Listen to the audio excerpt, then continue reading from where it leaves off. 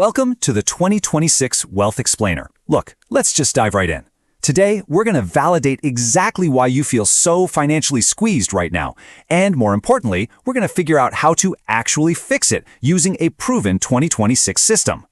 We really need to start by addressing the immediate pain that honestly almost everyone is feeling today. You are working harder than ever, but your bank account is definitely saying otherwise. I mean, think about it. Groceries, they're up 23% since 2021. Rent, up a staggering 31%. Insurance, gas, healthcare, literally everything is up. And your salary? Well, maybe, just maybe, it saw a 3% bump if you were lucky. So where exactly is your extra money supposed to come from?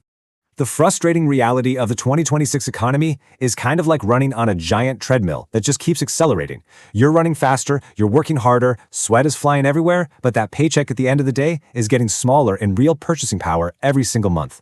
Because of this changing landscape, we have got to abandon the old financial advice. You know the classics I'm talking about. Skipping your daily coffee, packing a sad desk lunch, never taking a vacation.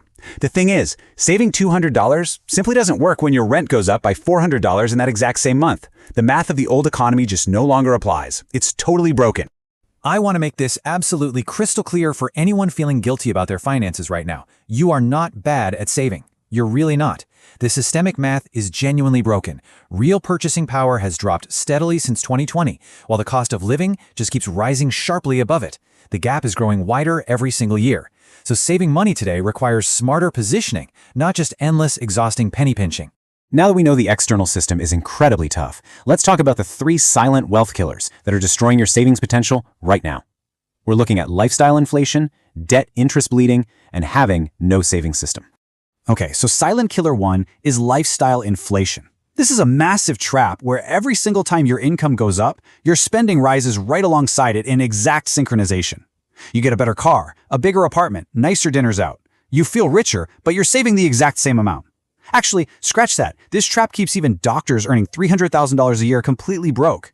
It sends all their money right out the window, leaving them literally one single emergency away from a major financial crisis.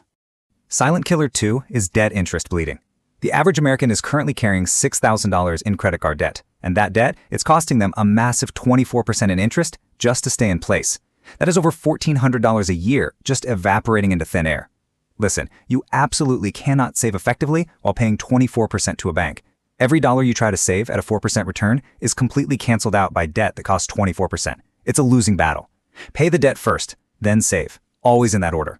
Silent killer 3 is lacking a proper system. Most people just try to save whatever overflow is left at the end of the month. But honestly, if you wait to save whatever remains, that overflow will always be zero. Your expenses will naturally expand to fill the entire container of your income. It's just human nature.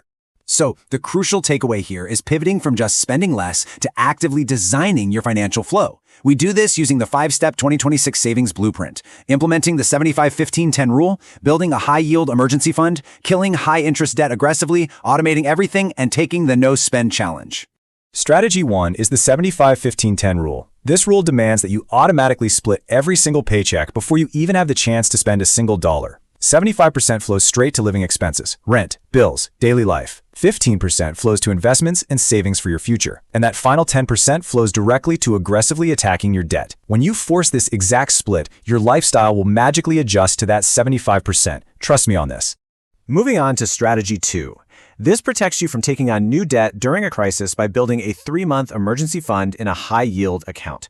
We're talking about utilizing accounts like SoFi, Marcus, or Ally that are currently earning around 4.5 to 5% interest. This means your emergency fund is actually earning you real money while it stands by to protect you from unexpected disasters.